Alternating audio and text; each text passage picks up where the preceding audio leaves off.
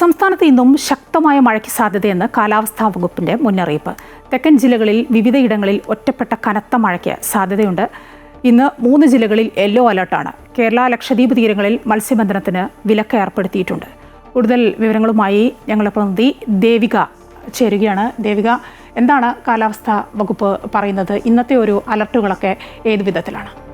മായ, കന്യാകുമാരി കടലിന് സമീപത്തായുള്ള ചക്രവാത ചുഴി ന്യൂനമർദ്ദമായി മാറിയിട്ടുണ്ട്. 48 മണിക്കൂറിനുള്ളിൽ അത് തീവ്ര ന്യൂനമർദ്ദമായി ശക്തി പ്രാപിക്കും. അതിന്റെ ഒരു പ്രഭാവത്തിൽ വരും ദിവസങ്ങളിലും സംസ്ഥാനത്ത് മഴ തുടരുമെന്ന് തന്നെയാണ് കാലാവസ്ഥാ വകുപ്പ് മുന്നറിയിപ്പ് നൽകുന്നത്. തെക്കൻ ജില്ലകളിലാണ് ശക്തമായ മഴയ്ക്കുള്ള സാധ്യതയുള്ളത്.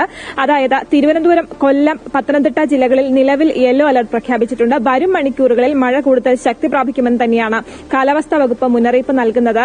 ശനിയാഴ്ച വരെ കേരള ലക്ഷദ്വീപ് തീരങ്ങളിൽ മത്സ്യബന്ധനത്തിന് വിലക്കുണ്ട്. മോശം കാലാവസ്ഥയ്ക്ക് സാധ്യതയുള്ളതിനാൽ മത്സ്യത്തൊഴിലാളികൾ അതീവ ജാഗ്രത പുലർത്തേണ്ടതുണ്ട് എന്ന് തന്നെയാണ് കാലാവസ്ഥാ വകുപ്പ് മുന്നറിയിപ്പ് നൽകുന്നത്. തലസ്ഥാനത്ത് ഇന്ന് മഴ കുറവുണ്ടെങ്കിലും ഉച്ചയ്ക്ക് ശേഷം ശക്തമായിട്ടുള്ള മഴയ്ക്കുള്ള സാധ്യത തന്നെയാണ് കാലാവസ്ഥാ വകുപ്പ് പ്രവചിച്ചിരിക്കുന്നത്.